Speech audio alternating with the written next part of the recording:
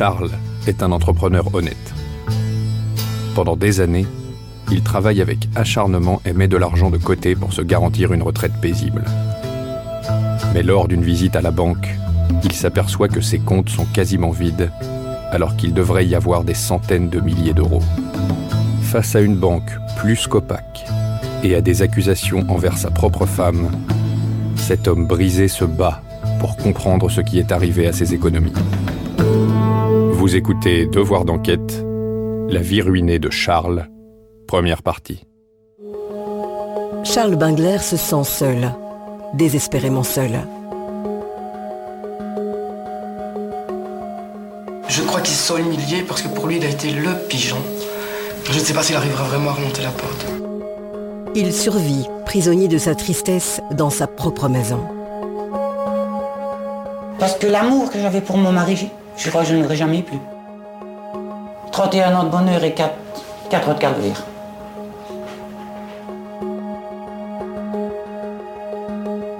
Il y a 6 mois, cet homme a décidé de nous écrire. Il ne pouvait se résoudre au silence. Ces mots nous troublent. Sa lettre parle d'injustice, de destin brisé. Mais quand nous décidons de franchir sa porte, ce n'est pas sa peine qu'il choisit de livrer. C'est sa colère et son envie d'en découdre. Ce sont les mots agressifs d'un homme aux abois. J'ai montré mes histoires à des centaines de clients, des centaines, et qui me disaient, Monsieur Bingler, battez-vous jusqu'au bout. Quand on voit tout ce que vous avez là sous la main, qu'on vous rende votre argent. Qu'est-ce que vous voudriez, Monsieur Bingler, au-delà du fait pour récupérer une seule partie de votre... Une partie de mon argent, est-ce que j'ai récupéré ou est-ce que je ne récupérais pas, mais je veux que justice soit faite. Et là, j'irai jusqu'au bout. Parce qu'avec tous les éléments que j'ai, si on ne me rend pas mon argent, j'irai plus loin, même encore. Si je n'ai plus votre presse, j'aurai d'autres. J'irai autre part, mais je veux. Qui est vraiment cet homme qui parle de combat ? C'est un homme simple, courageux.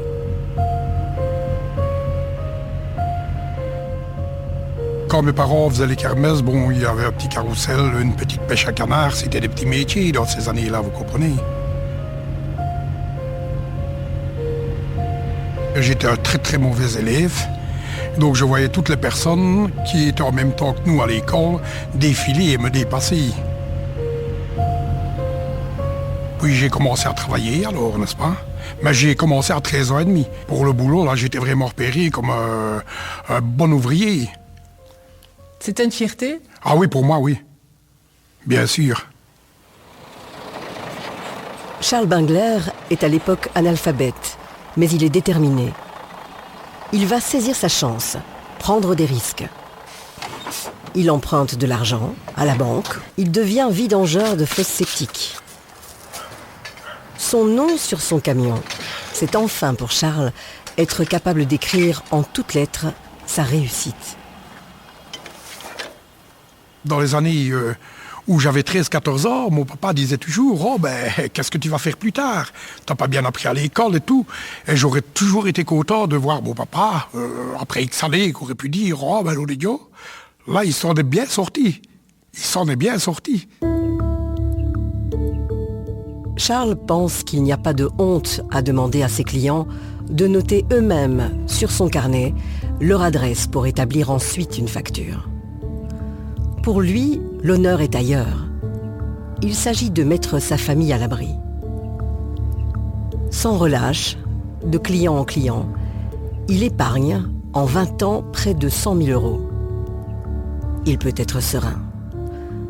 Alors jamais dans ses pires cauchemars, il n'a imaginé ce qui va pourtant lui arriver.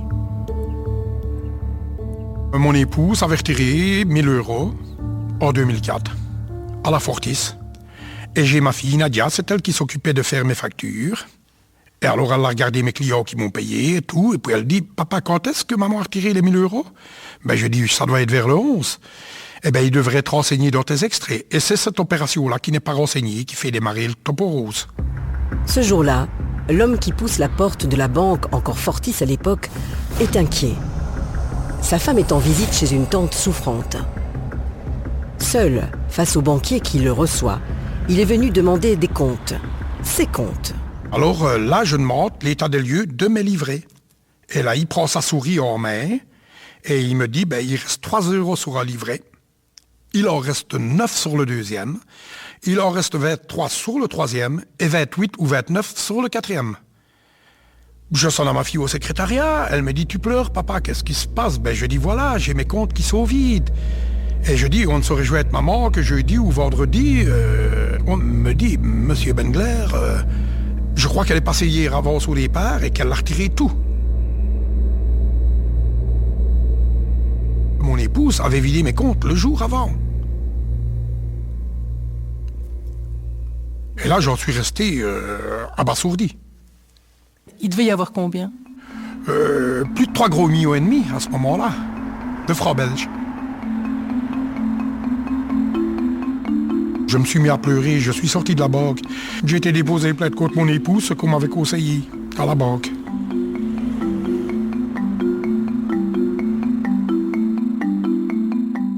C'est un moment crucial. Cette plainte contre sa femme, Charles ignore encore quel impact elle va avoir sur toute leur vie.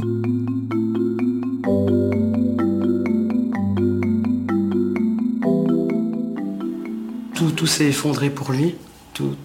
C'est toute une vie de travail. Il faut savoir que mes parents ne sont jamais partis en vacances. Nadia Bengler, fille de Charles et Evelyne Bengler. On n'a jamais manqué de rien. On a toujours eu tout ce qu'on voulait à la maison. Mais papa n'a jamais vécu que pour le travail. Et c'est difficile pour des enfants de voir qu'il a tant travaillé et se retrouver finalement en fin de vie à être ruiné, entre guillemets, quoi.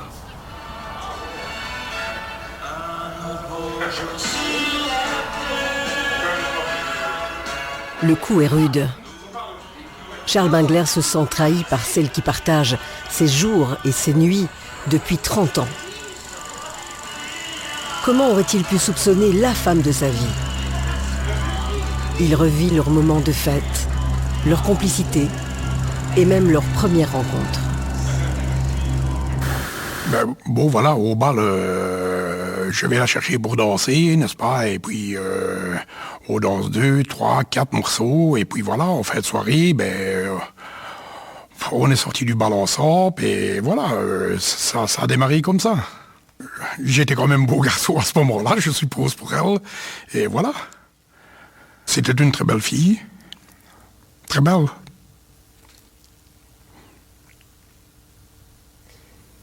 Excusez-moi, je deviens un peu émotif, là. On s'est mariés, n'est-ce pas, le 18 août. On a eu 3 filles. C'est Nadia, la première, n'est-ce pas? Puis alors, on a eu Natacha.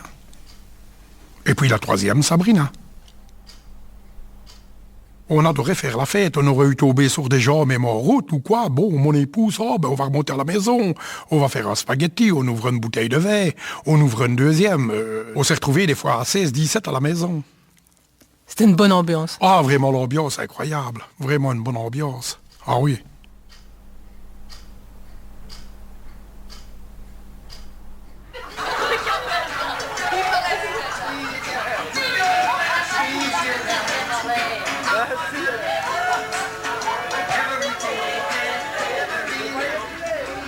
Le doute va tout emporter. Rire, joie, tendresse.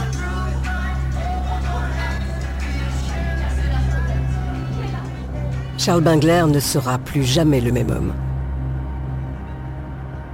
Du jour au lendemain, quand papa a découvert cette affaire, la famille a été brisée.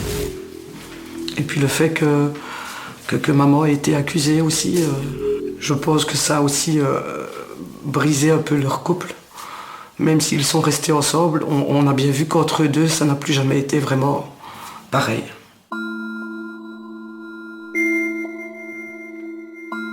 C'est l'époque où le couple vivote.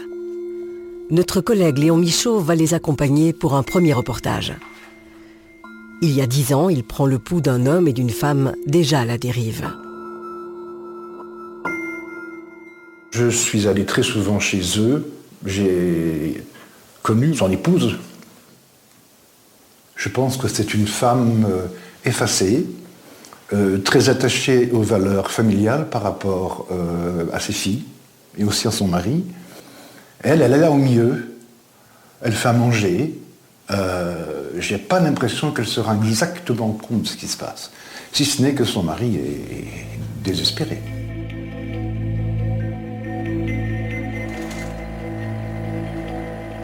Inlassablement, Evelyne Bingler répète à son mari qu'elle ne l'a pas volé. Et quand bien même, qu'aurait-elle fait de 100 000 €? À court d'arguments, elle n'est plus que l'ombre d'elle-même. Elle se rend bien compte que son mari tourne à l'obsession. Il ne parle plus que de ça. Lui, il allait pêcher, il allait à la tenderie, il s'occupait de ses oiseaux. Là, il ne fait plus que ça. Essayer de trouver, et il connaît son dossier par cœur à 1 franc près. Et il parle que de ça à tout le monde. Quand vous travaillez comme ça, vous arrivez quand même un peu à oublier? Oui, quand je suis dans le camion, on sort, oui. n'est-ce pas? J'arrive quand même un petit peu à me stabiliser, mais il y a des moments donnés où ça me vient dans la tête, et parfois même je me mets à pleurer, je ne cache pas vous dire. Ça me sort... ouais. Tellement ça me tourne de tout ce qu'on a essayé de me faire croire, le mal que j'ai fait à la maison aussi. Pour se refaire, comme il dit, un petit bas de laine, le vidangeur se jette corps et âme dans le travail. On peut dire qu'on a vécu l'enfer. C'était des disputes presque tous les jours dans le ménage. Presque tous les jours. Elle a dû nous en vouloir beaucoup. Et au début, il faut savoir que maman est partie plusieurs fois de la maison. Ça a été très dur à vivre pour elle. Et je sais que dans sa tête, elle a dû se sentir... Elle a peut-être cru qu'on n'avait pas confiance en elle. Et ça a détruit même notre rapport enfant-maman, quoi. Il veut comprendre comment sa femme illettrée, elle aussi, aurait pu le doubler de la sorte. À la banque, les réponses qu'un des guichetiers va lui donner ne vont pas le convaincre. Au contraire. Il m'a dit textuellement que mes extraits étaient faux. Ce sont de faux extraits. Et moi, je dis, c'est totalement impossible. Mes extraits qu'apportent mes clients, ce sont de faux extraits. Je dis, il y a une explication là-dessus. Il m'a dit, voilà, c'est qu'un de nos guichetiers a rempli une imprimante, a oublié des extraits dans une poubelle, votre épouse aurait pu les trouver et faire du recopiage. Et alors je lui ai dit, écoutez, vous voyez un peu mon épouse qui ne sait pas lire ni écrire, elle signe mon nom parce qu'elle ne sait même pas écrire le sien en intégralité. Je dis, écoutez, en 94, c'est vous qui nous avons octroyé notre prêt, et vous avez dû à ce moment-là nous marquer sur un petit papier lu, approuvé, parce que ni moi ni mon épouse à ce moment-là, on était incapables de pouvoir le marquer. Quelques semaines après avoir déposé plainte, Charles Bingler va commencer à douter.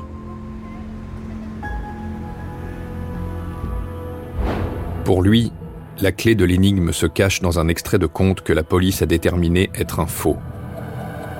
Il en manque une opération, pourtant bien présente sur le relevé de compte de Charles Bingler, un retrait de 13 000 €. Mais Charles sait que son épouse n'avait pas besoin de faire un faux extrait. Ces 13 000 € lui revenaient de droit. C'était une prime d'assurance AGF à son nom à elle. Mieux, à l'époque, elle s'était inquiétée auprès de sa banque parce que les 13 000 € n'apparaissaient pas sur le compte. Le 23 du 2, quand mon épouse est allée à la banque, on lui avait mis un extrait où l'assurance n'était pas versée.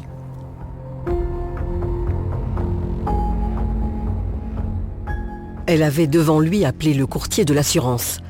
Ce dernier témoignera d'ailleurs en faveur d'Evelyne Bingler.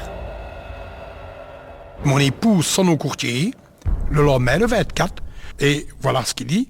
Monsieur Michael Toussaint, avoir eu un coup de fil le 24 du 2 avec Madame Bingler-Holzheimer au sujet d'une somme, plus ou moins, de 13 000 € en liquidation d'une assurance AGF. On nous a sorti une attestation de Bruxelles aussi qui l'a fait venir. Comme quoi, l'assurance avait bien été versée le 9 du 2.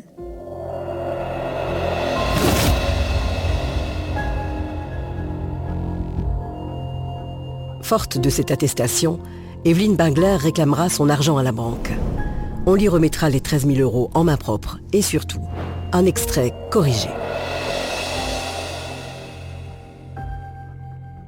Et au moment où moi je débarque, M. Bingler a la conviction que ce n'est pas elle. Et sa fille aussi. Léo Michaud, journaliste. Ils en ont tous les deux la conviction qu'il n'y a plus de rancœur familiale, si vous voulez, entre le mari et la femme. Mais quelque chose est cassé. Ah, mais quelque chose est cassé. Ce quelque chose, c'est qu'il a quand même douté d'elle.